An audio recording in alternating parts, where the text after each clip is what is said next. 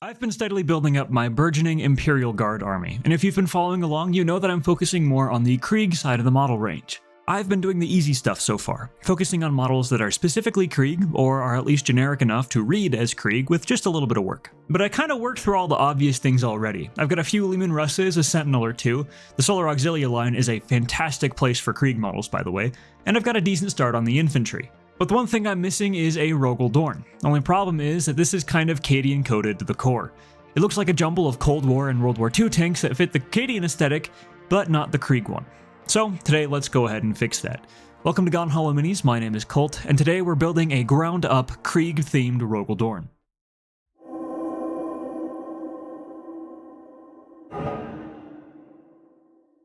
Okay, first things first, we gotta figure out what we're gonna need to change. Why does the Dorn come across as so Cadian, and what can we do to make it more Krieg? Well, the first thing that jumps out to me is all of the curved armor panels. Krieg is very heavily themed around the First World War, obviously, and the more rounded armor silhouette that the Dorn has is much more of a feature of the Second World War and Cold War. The Dorn itself has always reminded me of just a very big Sherman. In particular, I think there are two relatively small changes that we can make to really change this tank's entire silhouette. That's the turret and the sponsons, the little gun port things on the side of the tank. But let's start with the turret. Firstly, it's just a little small. This is a problem with pretty much every guard tank, and there is no way you're fitting the main gun and all of the crew in there. Secondly, as we've already discussed, it's just very round. It smacks of Cold War era armor design, a lot like the rest of the Cadian range does. So we have a couple different options here. We can either try to make the original turret read a little bit more Krieg, we can use Plasticard to make an entirely new turret, or we can trawl through eBay to find something like this. I got this off of an eBay listing, and what this is just nothing but Baneblade parts. See, the Baneblade is a massive kit with a ton of different parts, and not everyone wants to go through the hassle of magnetizing all of that, so people usually just auction off the extra bits on eBay. And snagging these auctions is a fantastic way to bulk up the bits bin, which, if you're like me, is never a bad thing. I'm sure we'll be using a ton of these Baneblade bits going forward, but the piece that I was interested most was the turret. Using a Baneblade turret on our Rogal Dorn kinda solves most of our issues. It's bigger to solve the TARDIS-esque issues of the Rogal Dorn, and the general shape is a lot more angular, with more rivets. You can see that I've already done some work off camera. That was mostly just to make sure this part of the process was actually going to work, and it was mainly just cosmetic anyway. The gun, however, took a little more work than I was anticipating. I was originally hoping to use the guns from the original Dorn kit, but with the new turret they just looked way too small. So I ended up using a few of the extra Baneblade bits to make a new mount for the original Baneblade cannon. I know I made a huge stink about the turret on the Dorn seconds before slapping a comically oversized cannon onto the replacement turret, so I will concede that yes, sometimes illogical just looks better. Rule of cool and all that. In any case, from here the turret modifications were mostly cosmetic. Stowage, spotlights, and other attachments help to make the tank feel lived in. Some of these are from the Baneblade sprue, some are from the Dorn. But the mix and match is important to work in some nice texture and color variation. It's also worth noting that the Baneblade turret ring doesn't fit natively onto the Dorn's hull. To fix this, I ended up adding a bit of square styrene rod to the Baneblade's turret ring, and I sanded the hole in the Dorn's hull to match. But even now that we've got the turret taken care of, we still have one major part to work on, and that's the sponsons. See, the Rogal Dorn comes with the kind of standard 40k external sponsons. Big boxy things that just kind of get slapped onto the outside of the tank. Well, I've never really thought that fit the Krieg aesthetic, so we're gonna have to do some invasive plastic surgery. Now the sponsons themselves do fit the World War I aesthetic, don't get me wrong, but I do think the ones in the kit are just a little bit too boxy for my tastes. It just kind of throws the balance of the silhouette off. So we're going to take a bit of a different approach and do internal sponsons instead. Basically the same thing, just recessed into the tank instead of outside. I've already tried this once before on this Leman Russ. This was kind of the prototype for this Dorn. I'm sure there are STLs out there for something like this, but it's been a while since I did something by hand, so I'm going to be using Plasticard and the manual route for this. We'll start by clipping out the actual rotating part of our sponson. We're kinda lucky here in that the Rogal Dorn actually has sponsons to make this bit from. On the Leman Russ, I had to make my own, and that was a chore and a half. We'll need this to measure our Plasticard pieces with, so that we can make sure everything fits where it's supposed to. It's also handy to have the side of the tank that you're working on clipped out and ready to go, so you can check the fit practically as we go on. Okay, now we're on to our Plasticard. We need to trim out a few pieces here. The top and bottom of our sponson are this kind of half trapezoid shape. The angled section points forward so that our mounted guns can face more or less dead ahead. These pieces will also need holes wide enough to fit the raised portion of our sponson, but we'll talk about that in a second.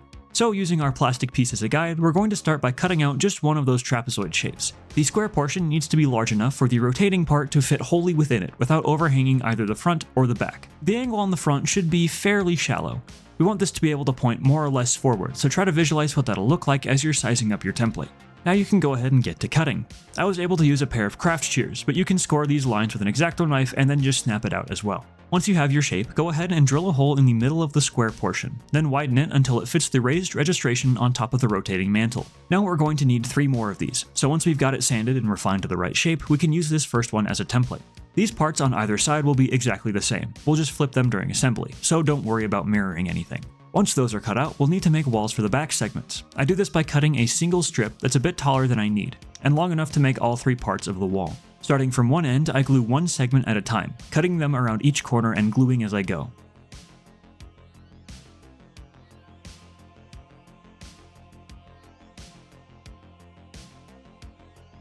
The reason that I make these walls a little bit taller than I need them to be is that a lot of the friction holding the rotating part in place comes from how tightly the ceiling and the floor are squished together. Which means that it's something that you want to kind of sneak up on with a bit of sanding and fine-tuned work instead of just chopping it off whole hog. Because if you do that, you might end up with floppy sponsons, and nobody wants that. But once I've trimmed and sanded everything to tolerance, I can finally glue the top part on, and the first part of our process is complete. Now is also the time to add any decorative details that you want to include. I just put a little bit of styrene rod to look like some conduit, a tiny little electrical box, and then a bit of bracket detailing, but you can do whatever you'd like here.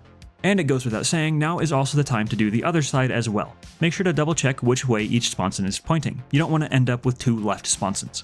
Okay, now we've got to actually get the sponson into the tank. This is by far the most invasive part of this entire process, so make sure your sponson is clean and good to go before you start this part. To get this to fit into our tank, we've got to remove a pretty sizable chunk of our side skirt. I measured around this little hatch where the regular sponson would fit onto the tank, and just scored a line around my internal sponson once I got it settled where it should be. Then I very carefully, very slowly, scored these lines deeper and deeper until I could eventually push all the way through with an X-Acto knife. Go slow with this, and work from the inside of the side skirt piece. We don't want any deformation or burrs on the outside. Also make sure to make this hole a little bit smaller than you need to. We can always sneak up on it later with sanding sticks, but it's kind of hard to add material back in. It's not impossible, mind you. I had to do some first aid on the left side of my tank for making my hole a little bit too big, but if you can avoid it, all the better. Once we have our hole bored out, we can stick our sponson in. Then it's just a matter of gluing it down flush with the outside hole. You can probably tell that technically this sponson gets more than a little too close to the return rollers for the tracks, but honestly that seems like a pretty small sin in the scheme of 40k tank designs. But anyway, as you can probably tell, the seam around the sponson is a little rough, but no worries, all I need to do is to place some square styrene rod as a frame around the hole. Not only does this hide our crimes, it also works to help the sponson feel more like it's a part of the tank, instead of an out-of-place field upgrade. Some other final details are the trench rails and dozer blade. Both of these are from Solar Auxilia vehicle kits, and it doesn't take much work to get them all to fit. There is also the infamous Rogal Dorn hole, which, since we're already working with plasticard, would be a perfect solution if that's something that you wanted to fix. And while I do definitely think that it was a little bit lazy to leave that part out of the full kit, honestly, with everything else closed up, it doesn't bother me too much, and I'd rather use all of that plasticard on details that will be seen a little bit more. Other than that, from here the kit went together pretty much as normal. I did leave the track covers off to make the vehicle seem a little bit more crude, but that did come at the cost of more places for more storage. Another point that I want to make here, and this is for any vehicle, not just as Rogal Dorn, is that super thin superglue is the GOAT of putting vehicle kits together. You can find this at any hobby store, and it's great for parts that you don't want to flood with plastic cement, but where regular superglue would just be too thick. But with that, we finally have our tank ready to go. Painting this beast would be a video all of its own, since I do a lot of different layers of weathering, and I want to give that the attention it deserves. So we'll get to that a little bit later. For this video though, we can still go ahead and get this guy onto the turntable, to see how all of our hard work adds up. This took a lot of work, but it totally changed my opinion on the Rogal Dorn. I never vibed with the Cadian aesthetic, and even when it's painted in a nice Krieg field blue, it's always stuck out to me. There's definitely more you could do. The tracks, for instance, could be totally changed up with the older style of kind of World War I tracks, but that seemed like a bridge too far after all of the work I put into the sponsons. But still, I am super happy with how this tank turned out. After all those changes and all that hard work, I think it finally, officially, has a place of its own at the head of an armored squadron in the 179th Krieg Assault Corps. Thank you all so much for watching this kit bashing tutorial. I am super happy with how this tank turned out, and I'm really glad I was able to get the internal sponsons to work without falling back on 3D printing. And if you do try this one out for yourself, make sure to tag me on wherever you share it. I'd love to see it. Leave a like if you enjoyed, drop a comment if you have any questions, I'll make sure to answer them, subscribe and turn notifications on so you don't miss the next one, and until we meet again friends, be safe, be kind, and don't you dare go hollow.